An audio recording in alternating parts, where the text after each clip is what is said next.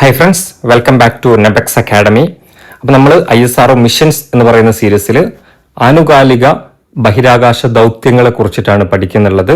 വരാൻ പോകുന്ന LDC, LGS, VFA degree level എക്സാമുകൾക്കൊക്കെ വളരെ ഇമ്പോർട്ടൻ്റ് ആയിട്ടുള്ള ഒരു ഏരിയ ആണ് ലേറ്റസ്റ്റ് ISRO മിഷൻസ്. കഴിഞ്ഞ ക്ലാസ്സിൽ നമ്മൾ CMS-03 എന്നുള്ളതിനെ കുറിച്ച് നമ്മൾ പഠിച്ചു. CMS എന്ന് പറയുന്നത് നമുക്കറിയാം, ഇന്ത്യയുടെ വാർത്താവിനിമയ കമ്മ്യൂണിക്കേഷൻ സാറ്റലൈറ്റിനെയാണ് നമ്മൾ CMS എന്ന് പറയുന്ന പേരിൽ വിളിക്കുന്നുള്ളത്. അതിൻ്റെ ഡീറ്റെയിൽസ് ഒക്കെ നമ്മൾ കഴിഞ്ഞ ക്ലാസ്സിൽ പഠിച്ചിട്ടുണ്ട്. അപ്പോൾ അത് കാണാത്തവർ ആ വീഡിയോ കണ്ടതിന് ശേഷം ഈ സീരീസ് കാണുക. ഇന്ന് നമ്മൾ മറ്റൊരു ഉപഗ്രഹത്തെക്കുറിച്ചിട്ടാണ് നമ്മൾ പഠിക്കുന്നത്. അത് NVS-02 എന്നുള്ളതാണ്. NVS-02 എന്നുള്ളതാണ്. അപ്പോൾ നേരത്തെ ഞാൻ പറഞ്ഞിട്ടുണ്ടായിരുന്നു കഴിഞ്ഞ ക്ലാസ്സിൽ, C എന്ന് കേൾക്കുമ്പോൾ കമ്മ്യൂണിക്കേഷൻ എന്നാണ് ഓർമ്മിക്കേണ്ടത്. അപ്പം N എന്ന് കേൾക്കുമ്പോൾ നിങ്ങളുടെ മനസ്സിലേക്ക് വരേണ്ടത് നാവിഗേഷൻ എന്നുള്ളതാണ്. എന്ന് കേൾക്കുമ്പോൾ ISROയുമായി ബന്ധപ്പെട്ട് നിങ്ങളുടെ മനസ്സിലേക്ക് വരണം നാവിഗേഷൻ, ഗതി നിർണയ സംവിധാനങ്ങൾക്ക് വേണ്ടിയുള്ള ഉപഗ്രഹം. അപ്പോൾ ഇന്ത്യയുടെ ISROയുടെ ഗതി നിർണയ സംവിധാനങ്ങൾക്ക് വേണ്ടി അല്ലെങ്കിൽ നാവിഗേഷൻ പർപ്പസിന് വേണ്ടിയിട്ടുള്ള ഉപഗ്രഹം ഏതാണെന്ന് ചോദിച്ചു കഴിഞ്ഞാൽ അത് NVS-02 എന്നുള്ളതാണ്. അപ്പോൾ N ഫോർ നാവിഗേഷൻ, ഗതി നിർണയം, NVS-02. ഓക്കെ, ഇതിന് മറ്റൊരു പ്രത്യേകതയും കൂടിയുണ്ട്. ISROയുടെ ഈ ദൗത്യത്തിന് മറ്റൊരു പ്രത്യേകതയും കൂടിയുണ്ട്. അതെന്താണ്? അത് ഇന്ത്യയുടെ സാറ്റലൈറ്റ് വിക്ഷേപണ കേന്ദ്രമായ സതീഷ് ധവാൻ സ്പേസ് സെന്ററിൽ നിന്നുള്ള 100ാമത്തെ വിക്ഷേപണമാണ്. അപ്പോൾ ഈ രണ്ട് രീതിയിൽ NVS-02 വളരെ ഇമ്പോർട്ടൻ്റ് ആണ്. ഓക്കെ, അപ്പോൾ ഈ സതീഷ് ധവാൻ സ്പേസ് സെന്ററിൽ നിന്നുള്ള 100ാമത്തെ വിക്ഷേപണം ഏതാണെന്ന് ചോദിച്ചു കഴിഞ്ഞാൽ അത് NVS-02 ആണ്. ഓക്കെ, അപ്പോൾ ഇത് വിക്ഷേപിച്ചിരിക്കുന്നത് GSLV F-15 എന്ന് പറയുന്ന വിക്ഷേപണ വാഹനത്തിലാണ്. GSLV F-15 വിക്ഷേപണ തീയതി 2025 ജനുവരി 29 വളരെ ഇമ്പോർട്ടൻ്റ് ആണ് ഈ പറഞ്ഞ കാര്യങ്ങളൊക്കെ. GSLV F-15 ആണ് 2025 ജനുവരി 29 എന്ത് ചെയ്തിരിക്കുന്നത്, ഈ വിക്ഷേപണം നടത്തിയിരിക്കുന്നുള്ളത്. ആ രീതിയിലാണ് NVS-02 പറയുന്നത്. പക്ഷേ ഇത് വളരെ പ്രധാനപ്പെട്ടതാണ്. സതീഷ് ധവാൻ സ്പേസ് സെന്ററിൽ നിന്നുള്ള 100ാമത്തെ ദൗത്യമായിരുന്നു.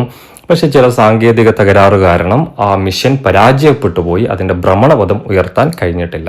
വി നാരായണനാണ് നിലവിലെ ISRO ചെയർമാൻ.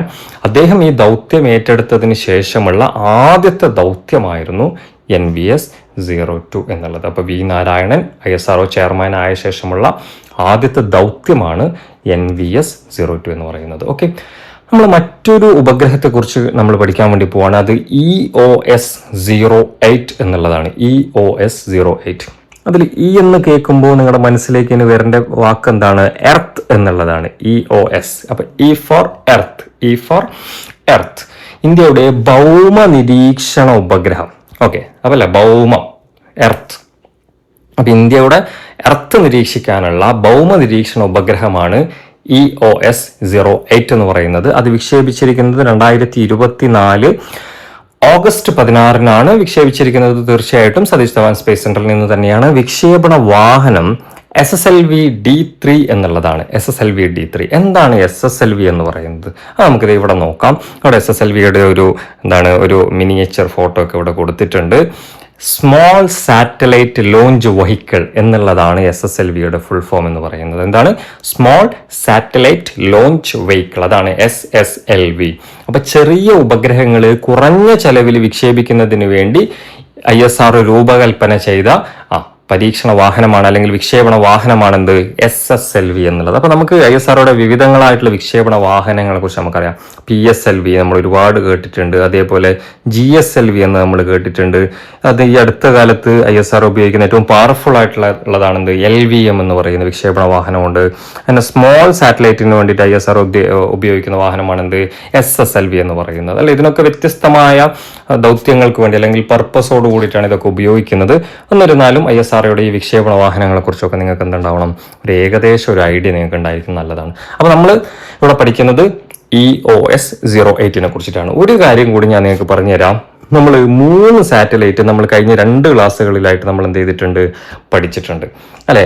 അതിൽ ആദ്യത്തേത് C ഫോർ കമ്മ്യൂണിക്കേഷൻ എന്ന് പറയുന്ന രീതിയിൽ. ആദ്യത്തേത് C ഫോർ കമ്മ്യൂണിക്കേഷൻ. എന്താണ്? CMS-03 എന്നുള്ളത്. ഇന്ത്യയുടെ വാർത്താവിനിമയ ഉപഗ്രഹം CMS-03 ആണ്. അത് കഴിഞ്ഞിട്ട് പിന്നെ എന്താണ് നമ്മൾ പഠിച്ചത്? ഇന്ത്യയുടെ നാവിഗേഷൻ ഗതി നിർണയത്തിന് വേണ്ടിയിട്ടുള്ള ഇന്ത്യയുടെ ഉപഗ്രഹത്തെ നമ്മൾ NVS-02 എന്ന് പറയുന്ന പേരിൽ നമ്മൾ പഠിക്കും അല്ലെ. നെക്സ്റ്റ് എന്താണ്? നെക്സ്റ്റ് എർത്തുമായി ബന്ധപ്പെട്ടിട്ടാണ്. എന്താണ് എർത്തുമായി ബന്ധപ്പെട്ടിട്ടുള്ളത്? ഇന്ത്യയുടെ ഭൗമ നിരീക്ഷണം, എർത്തിനെ നിരീക്ഷിക്കാനുള്ള ഉപഗ്രഹത്തിന്റെ പേര് EOS-08 എന്നുള്ളതാണ്. ഓക്കെ, അപ്പൊ ഇത് മൂന്നും പഠിച്ചു വെച്ച് കഴിഞ്ഞാൽ നമുക്ക് എന്ത് ചെയ്യാം? ISROയുടെ 3 ദൗത്യങ്ങളെ കുറിച്ച് നമുക്ക് പഠിക്കാൻ വേണ്ടിയിട്ട്